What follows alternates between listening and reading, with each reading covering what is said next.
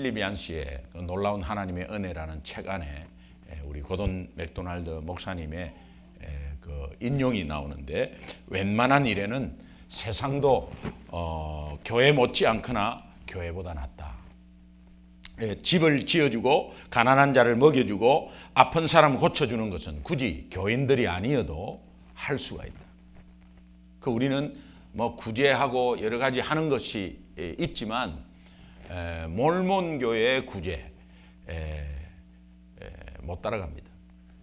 또 정말 다른 이런 사회단체에서 하는 것, 통일교 북한에 쏟아붓는 것은 모든 기독교 단체의 20배라고 합니다. 모든 기독교 단체가 쏟아붓는 거에 곱하기 20배가 통일교에서 북한으로 들어간다. 그러니까 그런 것은 다 할 수 있다는 거예요. 할 수 있다는 거예요. 그러나 세상이 절대로 못하는 것이 하나가 있다는 거예요. 그것은 세상은 절대로 은혜를 베풀 수 없다는 거예요. 왜 그렇습니까? 세상은 생명이 없기 때문에. 오늘 우리는 예수 그리스도의 생명이 있기 때문에. 그 생명은 서로 은혜를 주고받는 거예요.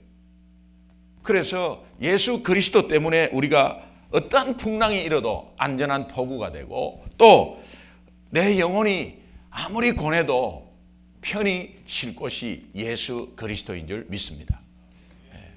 그래서 우리가 예배 드릴 때 이 예배의 확대경으로 하나님의 크심과 하나님의 살아계심과 또 하나님이 이 땅에 우리를 위해서 보내신 예수 그리스도의 하신 일과 십자가에서 그 엄청난 구원의 역사와 또 부활의 역사를 우리가 다시 한번 되새기면서 이 예배를 감격적으로 드릴 수 있는 것입니다. 제가 지난주에 산타 클라라 연합감리교회 월화수 집회를 인도하고 왔습니다. 38년 된 교회였습니다. 그래서 연세 드신 분들이 많이 남아 계시고 젊은 층이 거의 없었습니다. 평균 뭐 이렇게 교인들의 평균 나이가 62세라고 그렇게 들었습니다. 그런데 성도님은 한 600명 정도 출석하시는. 그러니까 연세 드신 분들이 이제 오래 다니셔서 옛날 젊었을 때부터 오래 다니셔가지고 이제 거기에서 이제 계속 있었던 것 같습니다. 이제 그 집회를 인도하면서 하나님이 다시 이렇게 일으켜 세워주는 그런 모습을 보고 왔습니다.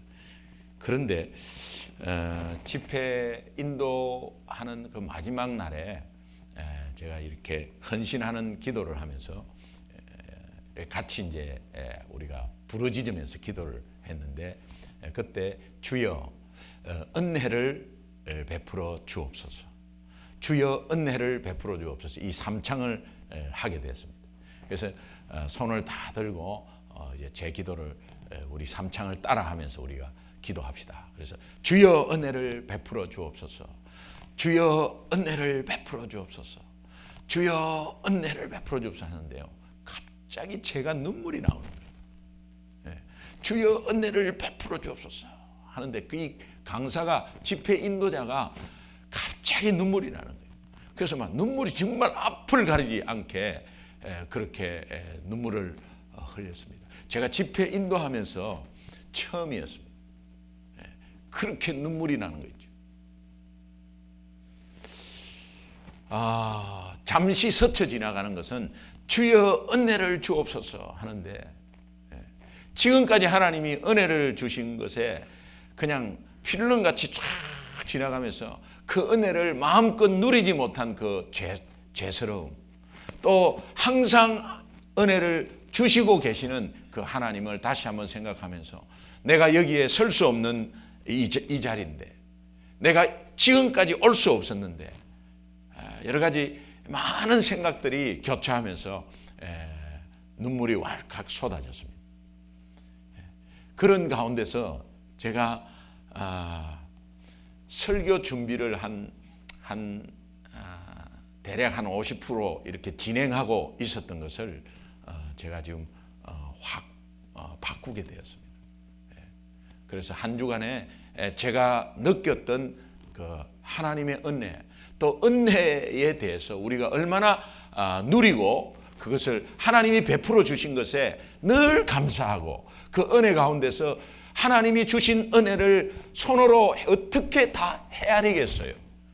그런데 그 은혜를 우리가 잊고 사는 것이 우리의 함정인 것을 다시 한번 깨달았어요. 24시간 아니 이민생활 바쁘게 하면서 또 사역 바쁘게 하면서 하나님이 늘 24시간 우리에게 주시는 그 은혜가 있었다는 것을 이 목사가 다시 한번 깨닫게 된 것입니다. 그리고 그 은혜를 주옵소서, 주여 은혜를 주옵소서, 이 은혜를 주옵소서 하는 이 기도하는 가운데서 그것을 깨닫게 해주셨어요. 은혜를 주옵소서 하는데도 은혜를 주고 계시고 누리지 못한 내 자신을 기도하는 가운데 외치면서 발견하게 된 것입니다. 여러분, 오늘 이 자리까지 오게 하신 것이 누구의 은혜입니까? 하나님의 은혜 아닙니까? 내가 오늘 이 자리에 앉아서 예배를 드릴 수 있는 이 자체, 한 주간의 삶을 우리가 잠깐 한 주간만 돌아봐도 하나님의 은혜가 풍성한 것을 느낄 수 있어요. 그런데 바삐 살면서 내 앞에 있는 주어진 일을 하면서 그 은혜를 잊어버리고 사는 우리의 모습을 다시 한번 돌아보았으면 좋겠습니다. 우리의 기독교인의 함정이 뭐냐 하면은 무조건적인 은혜와 용서, 그것을 깨닫고 받아들이지 못하고 누리지 못하고 있다는 거예요.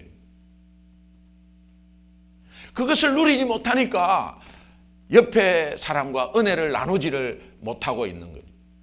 그러니까 어떤 면에서는 이기적인 모습으로 신앙생활을 할 수 있고, 또 어떤 면에서는 나만을 위한 신앙으로 계속해서 갈 수 있다는 거예요. 이웃을 돌아보는 여유가 전혀 없다는 거예요.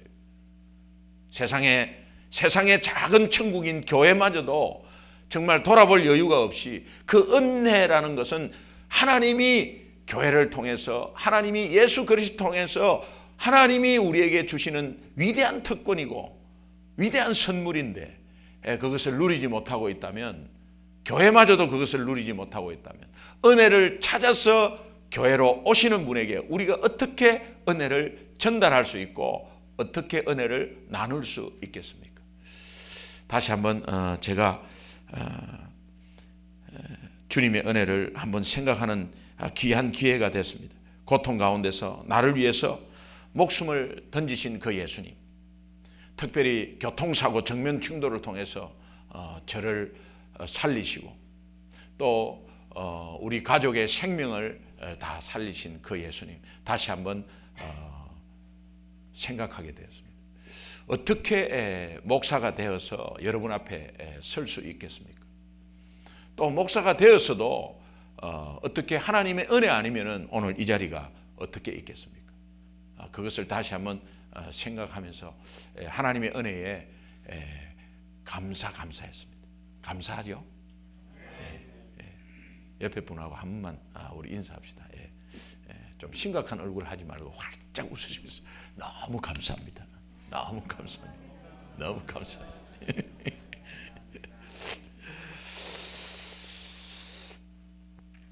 하나님의 은혜가 무엇인지를 우리가 알기 때문에 그래요.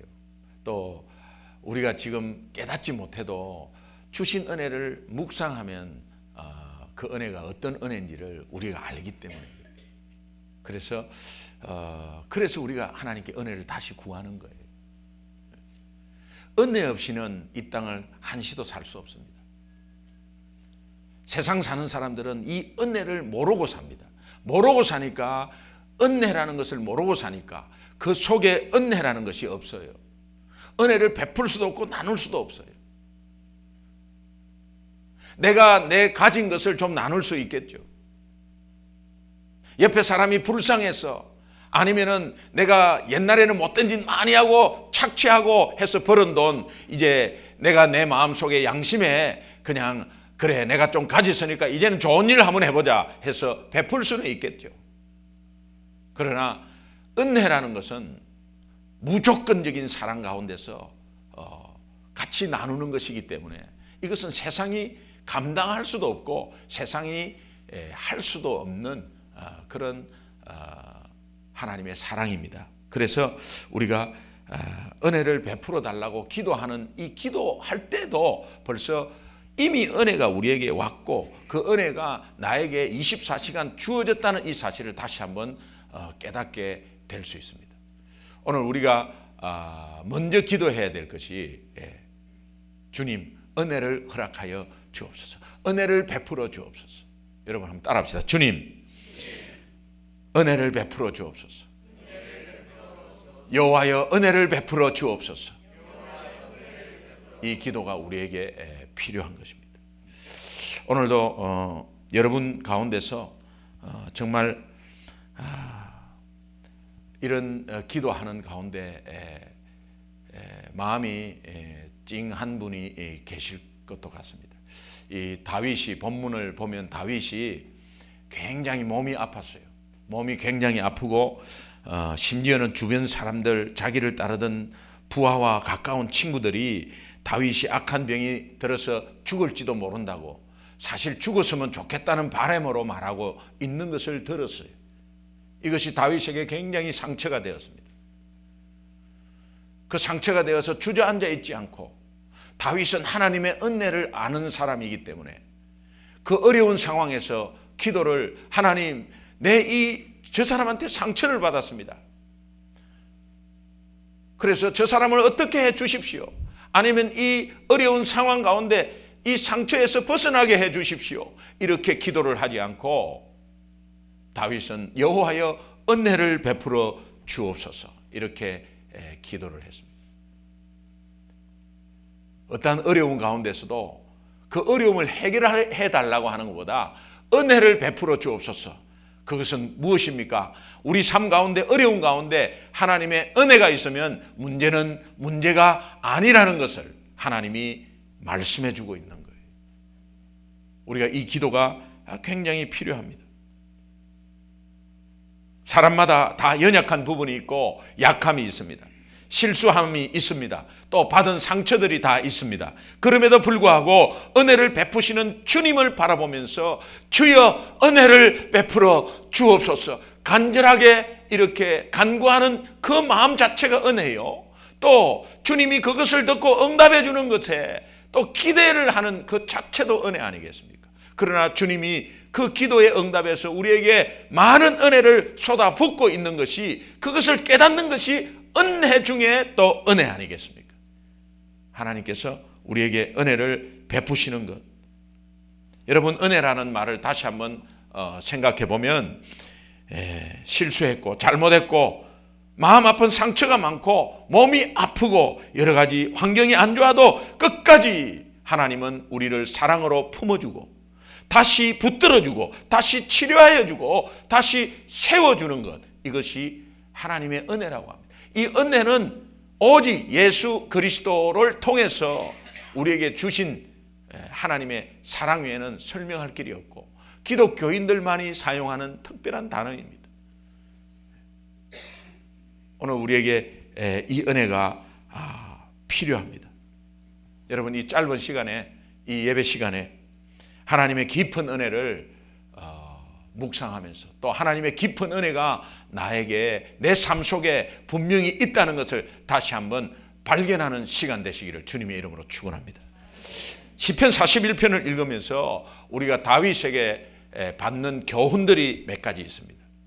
그 교훈들을 제가 몇 가지 묵상해 봤습니다. 첫 번째는 다윗은 아무리 어려워도 사람에게 은혜를 구하지 않았다는 거예요. 사람에게 은혜를 구하지 않았다는 거예요. 아무리 어려워도 사람에게 은혜를 구하지 않았다. 이것은 우리에게 굉장한 도전입니다. 하나님은 보이지 않고 옆에 있는 사람만 보이니까 어려움이 있으면 쉽게 사람에게 은혜를 구하게 되죠. 나를 받아주십시오. 나를 좀 써주십시오. 나를 품어주십시오. 나를 좀 도와주십시오. 나에게 은혜를 좀 베풀어 주십시오. 우리는 친구들에게, 가까운 사람들에게, 아니 심지어 가족들에게도 은혜를 베풀어 달라고 그렇게 부탁하는 때가 있습니다. 그러나 꼭 명심하십시오. 꼭 기억하십시오. 사람에게는 사람에게는 은혜가 없습니다. 사람은 은혜를 베풀 수가 없어요.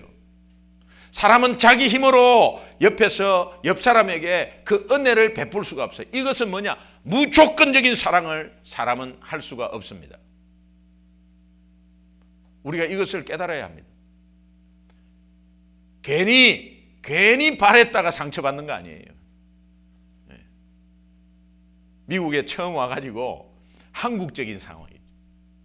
좀 도와줬으면 좋겠어요. 아무것도 모르는데. 근데 제가 교회로 사역자로 왔잖아요. 사역자로 왔으니까 이 스스로 좀 해야 되는데 괜히 좀 도와줬으면 좋겠어요. 미국에 처음 왔으니까 30년 40년 되신 분이 뭐 좀 도와줬으면 좋겠어요. 처음에 이민 와가지고 미국에 처음 와가지고 먼저 좀 정착한 사람이 좀 이렇게 자세하게 좀 설명도 해주고 이랬으면 좋겠는데, 예. 좀 도와줬으면 좋겠는데 각자 살기 바빠요. 어떻게 그렇게 매정한지 말이에요, 교회가. 예. 사역자이면서 사역자가 또 성도한테 또 뭔가 바라면 안 되잖아요. 그럼 표시 안 내려고. 근데 성도님들도 마찬가지예요. 처음에 와가지고 뭐 면허증을 어떻게 따는지, 집은 어떻게 구하는지 뭐 아무것도 모르고 있으니까 옆에서 이야기를 안 해주면 몰라요. 그러니까 스스로 찾으려면 굉장히 시간이 오래 걸려요. 그러니까는 뭐 얼마나 힘들어 하는지 몰라요. 근데 한국적인 상황에서는 뭔가 내가 연약할 때 좀 도움받고 싶은 것들이 있어요. 동네끼리 서로 막 이렇게 도와주고 이렇게 한 것이 있기 때문에, 그러니까 그 정서에 도움을 받으려고 하는 그 자체에서 벌써 도움이 안 되면, 도움을 주지 않으면 상처를 받아요. 그런데 나는 과연 다른 사람에게 지금 도와주고 있느냐, 나는 과연 그런 마음으로 도와주고 있느냐, 이걸 생각할 때 상처받을 필요가 없어요. 내 자체에도 은혜가 없는데, 내 자체도 은혜를 나눌 수 없고, 내 자체에도 은혜를 풀 수가 없는데, 그러니까 상처받을 수, 그러나 우리가 먼저 바라는 게 뭔가 있으니까, 그러니까 이 섭섭병이 걸리는 거예요. 섭섭병이 심하면 그 상처가 된다.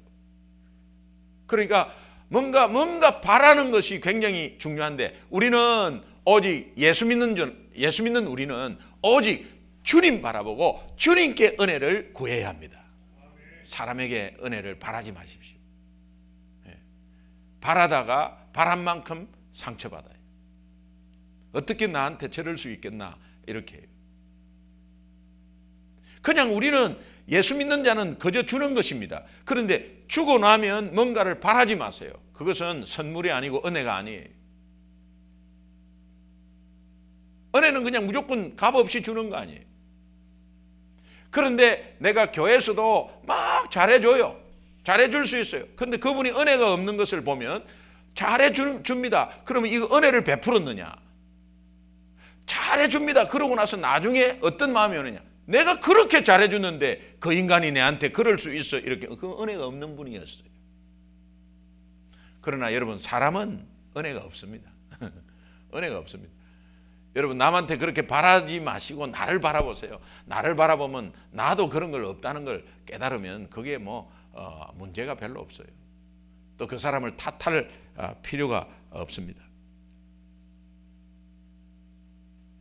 사람에게 은혜를 구하게 되면 항상 실패하고 좌절하게 되고 상처받게 되고 나중에는 분노가 생겨요. 다윗도 처음에는 사람에게 좀 의지한 것 같습니다. 오늘 본문 5절에서 9절을 한번 보면 상처를 굉장히 많이 받은 것을 미리 짐작할 수 있어요. 다시 한번 읽어보죠. 5절에서 9절 시작.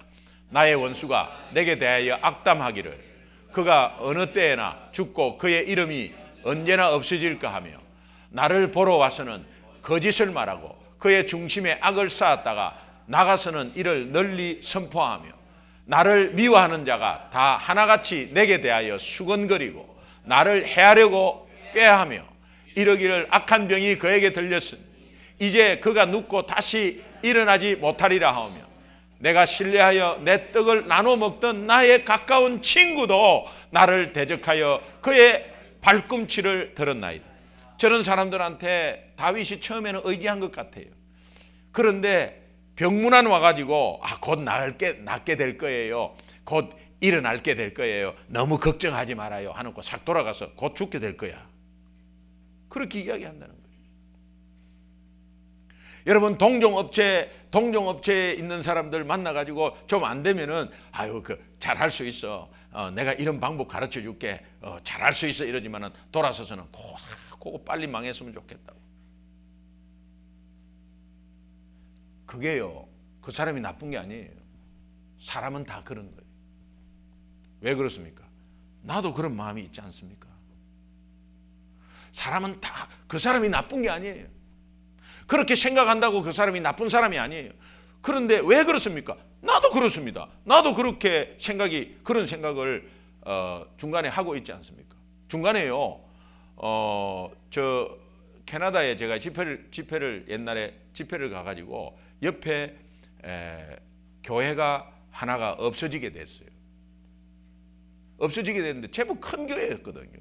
이민교회가 그런 거예요. 한 400명까지 올라오다가 한순간에 가는 거예요. 예. 그 부교역자가 이상한 말을 막 퍼뜨려가지고 그래가지고 그냥 막 풍지박살이 돼버렸어요. 결국은 그 부교역자도 다 한국에 떠나버리고 나중에 막 다 풍지박살 됐어요. 그런데 옆에 있는 조그만 교회 목사님이 저 대표적인 우리 이 지역에 그 교회가 깨지면 어떡하냐 말이에요. 정말 이거는 악한 영의 짓이라고. 예, 그렇게 하면서 나중에는 좀 우리 교회로 좀 많이 왔으면 좋겠다고 그렇게 이야기하죠. 자기도 모르게 그렇게 이야기하죠. 왜? 지금 깨졌으니까 또. 그러니까 사람은 이게 뭐 잘 믿는다 안 믿는다 그걸 떠나서 우리 마음속에 그런 악한 것이 있어요. 저도 깊숙이 한번 생각하면 그런 게 있을 것 같아요. 왜냐하면 저는 사람이 아닙니까? 사람이잖아요.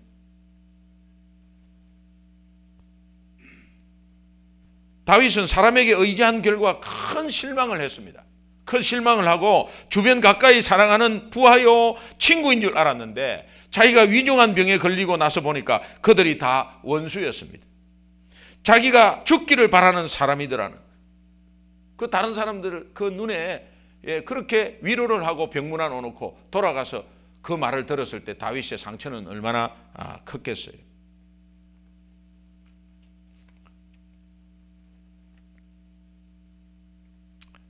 그러나 사람들이 은혜를 주지 않는다고 그 사람들이 다 나쁜 사람이 아니라는 것을 다시 한번 우리는 알아야 합니다.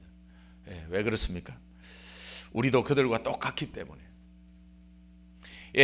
사람의 본성은 악하고 자기중심적이고 이기적입니다. 그래서 근본적으로 다른 사람에게 은혜를 베풀지 못해요. 은혜를 베풀지 못해요. 다윗이 몸이 아플 때 마음에 조금 걸리는 게 하나가 있었습니다. 이제 그것은 자기가 지은 죄 때문에 이런 병이 왔다고 자기가 스스로 깨달았습니다. 모든 병은 죄 때문에 오는 것은 아닙니다. 그러나 이 다윗이 깨달은 것은 자기의 병이 죄 때문에 왔다는 것을 깨달았어요. 그래서 회개하는 마음을 가지고 주님께 회개를 구합니다. 이때 하나님은 용서의 은혜를 베푸시고 있어요. 여러분 오늘 우리가 모두 죄인입니다. 그런 가운데서 우리 이 죄를 우리 스스로 절대로 해결할 수 없습니다. 이 땅에서 해결할 인간은 아무도 없습니다. 그런데 하나님은 우리를 심판하기보다 우리를 사랑하셔서 그 죄를 벌하시기보다도 우리를 사랑하셔서 이 땅에 예수님을 보내주셔서 그 예수님이 우리가 바쳐야 될 생명, 우리가 고통당해야 될 우리의 죄 때문에 고통당해야 될 그 죄 십자가에서 완벽히 값을 치루어 주시고 우리를 죄를 용서하시고 우리의 영혼을 구원시킨 은혜가 있었습니다. 오늘 우리의 큰 은혜를 두 가지로 본다면 하나님이 오늘 우리를 살려주셔서 오늘 이 자리까지 있게 한 것이고 또 살려주신 그 하나님이 오늘 우리의 영원한 생명을 주셔서 구원을 주신 이것이 우리가 고백하는 가장 큰 은혜 두 가지 아니겠습니까? 그러나 세세히 하면 받은 은혜는 이루 말할 수 없어요. 받은 은혜는 손으로 셀 수가 없어요.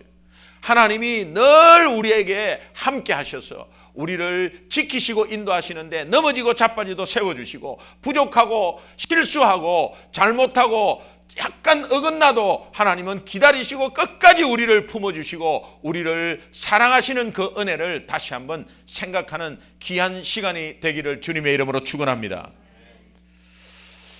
다윗이 병고침을 즉각 받지 못한 것 같습니다. 그러나 병을 낫게 해달라고 기도하지 않는 다윗을 바라봅니다. 여러분, 우리가 어떠한 병이 걸렸습니까? 또 우리가 어떠한 영적인 병이 있습니까? 또 우리가 어떠한 어려움이 있습니까?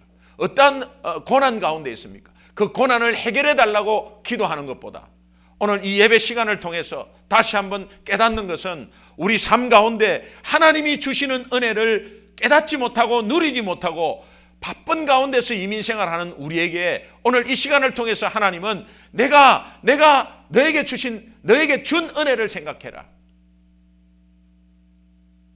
내 은혜가 내게 족하도다 하는 다윗의 고백처럼 정말 어려운 문제를 해결해 달라고 기도하는 것보다 그 어려운 고난 가운데서도 주여 나에게 은혜를 주옵소서, 주여 나에게 은혜를 베풀어 주옵소서, 이 기도하는 가운데서도 은혜 받은 것이 생각나고 또 주실 은혜 기대하며 감사하고 또 은혜에 보답하지 못한 불효에 대해서 또 죄송한 마음으로 눈물 흘리고 그렇게 할 수 있는 거예요. 그런데 하나님께서 먼저 다윗을 통해서 이렇게 우리에게 교훈을 주셨습니다. 두 번째로 다윗은 지식으로 하나님을 믿은 것이 아니라 하나님과 친밀한 사랑의 교제를 나누는 것으로 하나님을 믿었습니다. 다윗이 지식으로 생각하면서 기도한 것도 아니고 우리는 혹시 신앙생활 하면서 늘 지식으로 교리로 믿고 갈 수가 있어요. 그러면서 내가 예수 믿는다고 갈 수가 있습니다. 이것은 다시 한번 잘 체크해 보셔야 돼요. 다윗은 친밀한 하나님의 교제, 친밀한 사랑의 교제가 있었다는 거예요.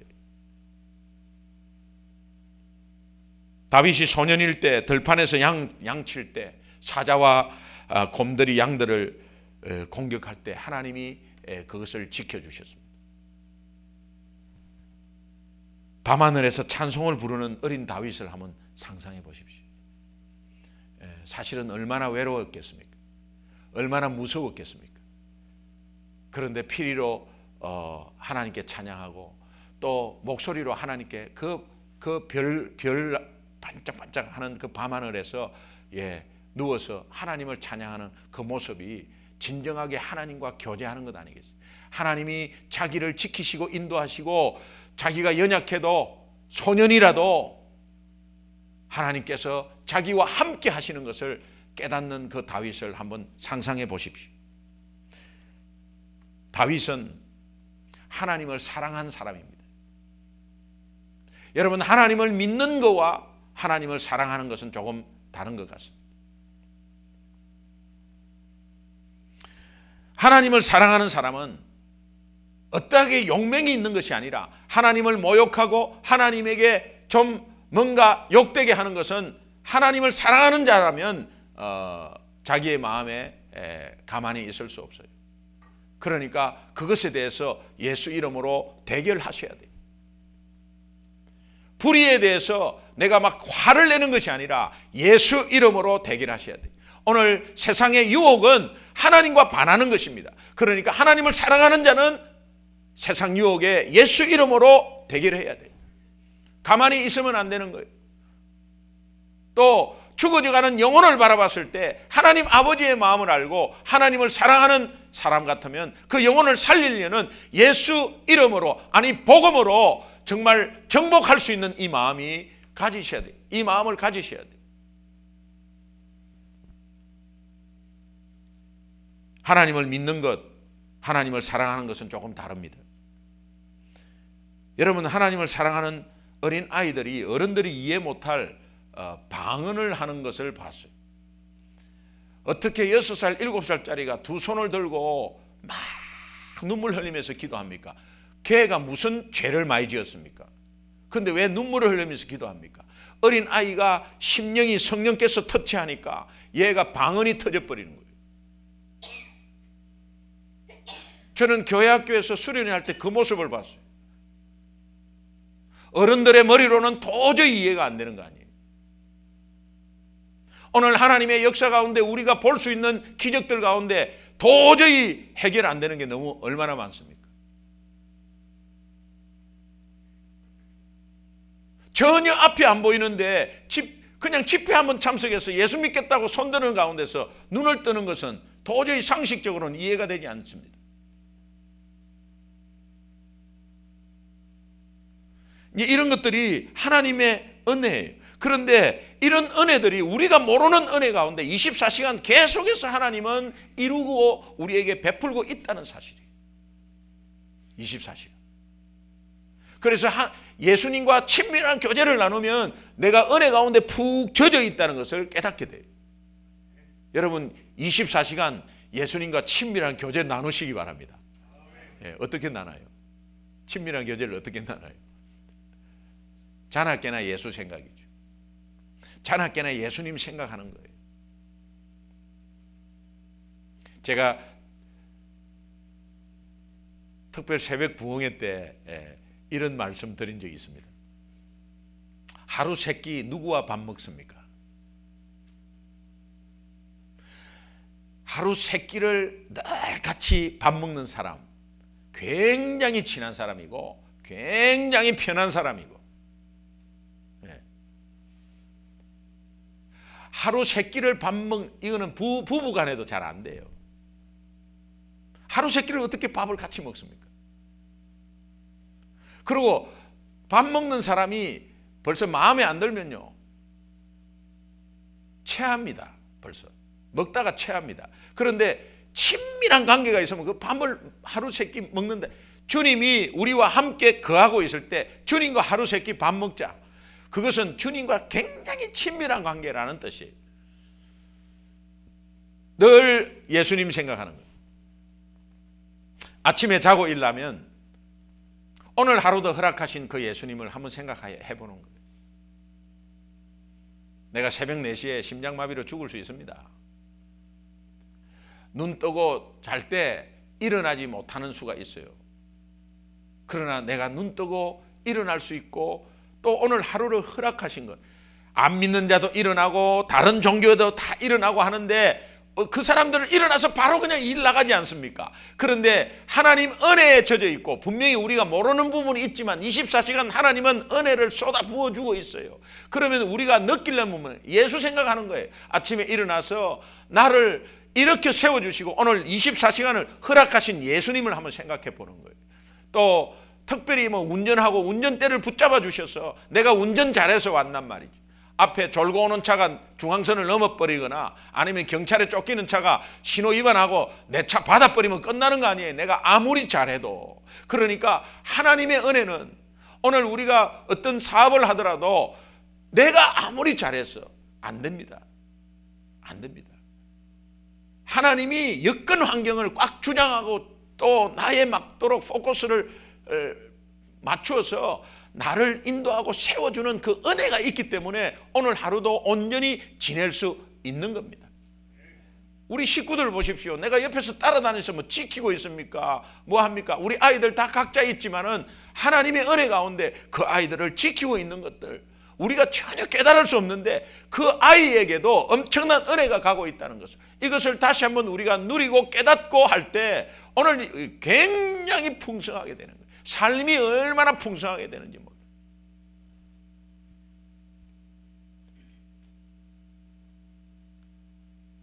마태복음 7장 23절은 지식적으로 믿는 것에 대해서 말하고 있는데, 예수님의 이름으로 예언도 하고 병자도 고치고 귀신을 쫓아내는 자들이 주님께서 나를 떠나가라, 나는 너를 도무지 알지 못한다, 이렇게 말하고 있습니다. 이것은 지식으로는 귀신도 지식으로 알 수가 있다는 거예요. 지식으로 믿고 있다는 거예요. 지식으로 아는 것과 친밀히 교제하며 아는 것은 다르다는 거예요. 그래서 예수님과 친밀히 교제하는 사람, 은혜를 받고 있는 사람입니다. 저는 세 번째로 하나님의 은혜를 받는 다윗은 다른 사람에게 은혜의 통로가 될 수 있었습니다. 사울 왕을 2번이나 죽일 수 있었습니다. 그러나 살려줍니다. 다윗은 다른 사람에게 은혜의 통로가 되었어요. 도무지 사랑할 수 없는 사람을 한번 사랑해 보십시오. 도무지 용서할 수 없는 사람을 한번 용서해 보십시오. 목사님, 그 인간은 절대 용서 못하겠습니다 라고 하지 마시고 한번 용서하는 마음으로 용서하겠다고 한번 접근해 보십시오. 그러면 품을 수 없는 사람을 한번 품으려고 한번 해보십시오. 품어보십시오. 그럴 때 하나님이 도저히 사랑할 수 없는 나를 이렇게 용서해 주신 하나님의 은혜를 깨달을 수 있어요. 도저히 용서할 수 없는 사람 한번 용서해 보십시오. 그러면 용서하는 마음을 드는 순간 하나님이 나를 용서한 그 마음이 내 가슴 속에 은혜로 쳬며들일 수, 정말 애절하게 애통하게 내 가슴을 때려요. 여러분, 자녀가 용서가 혹시 안 되는 자녀가 있습니까? 저놈은 정말 용서가 안 되는 자녀가 있습니까? 제가 아는 목사님이요, 목사님 자녀는 그래도 낳아야 되잖아요. 그런데 그냥 사고를 치고 말이에요. 주일날 예배를 안 나오고 이러는 거예요. 목사님이, 담임 목사님이 성도님한테 얼굴에 안 서는 거예요. 얼굴이. 그래가지고 나중에 용서를 못하겠다고. 그 목사님이 하시는 말씀이 있어요. 지가 인간이고 지가 조금이라도 생각이 있는 아이 같으면 이렇게 할 수 있겠나. 아빠가 목회를 하는데 목회에 도와주지는 못할 망정 목회를 이렇게 흔들어버리고 정말 아빠가 앞으로 나아갈 수 없도록 앞을 가로막고 사고치고 주일 예배도 안 나오고, 그러면 내가 아빠로서 도대체 어떻게 목회를 할 수 있는가? 지가 인간이라면 아빠한테 이럴 수 있는가? 난 그놈을 절대 용서 못한다. 그러면 성도를 사랑할 수 없는 거예요. 근데 그분이 우리 고구마 전도학교 세미나에 오셨어요. 임상 세미나 하는데 그분이 오셨어요.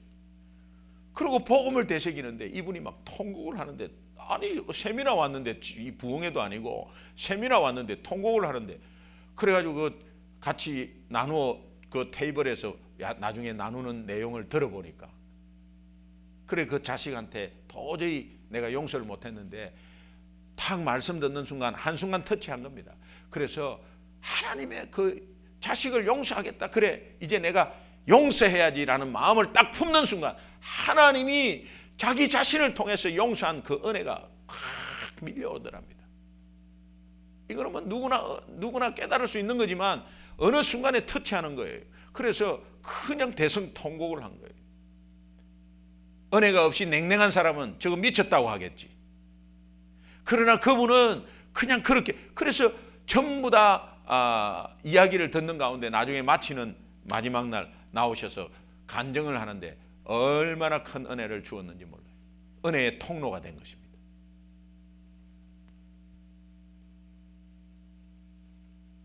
여러분, 예수님이 우리 마음에 들어오셨을 때, 우리 마음에 들어오시는 것은, 예수님 우리가 영접하잖아요. 그 예수님 우리 마음에 들어오는 것은 마치 사람이 시궁창에 들어가는 것 똑같습니다. 여러분 한번 그 생각해 보십시오. 죄가 더럽잖아요. 근데 시궁창은 좀 괜찮아요. 근데 우리 죄가 얼마나 냄새나고 더럽습니까? 그 가운데로 오신 거예요. 여러분은 시궁창에 들어갈 수 있습니까?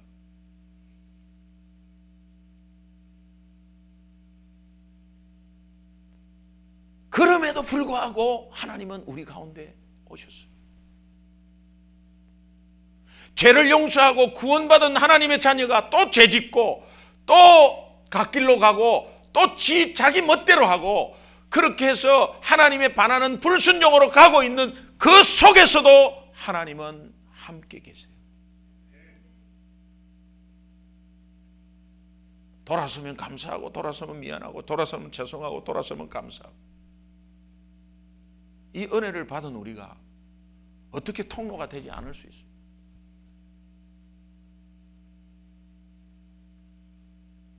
이 은혜를 알고 나면 내 병이 고침받고 안 받고가 문제가 아니고 다윗은 내 병이 고침받고가 안 받고가 문제가 아니고 육신의 병마가 떠나가든 안 떠나가든 그것이 문제가 아니고 내 고난이나 내 현재 어려움이 해결됐냐 안 됐냐가 문제가 아니고 하나님이 그 어려움 가운데서도 나와 함께 절대로 떠나지 아니하고 버리지도 아니하고 나와 함께 지금도 함께 계신다는 이 은혜가 문제를 이겨버리는 거예요.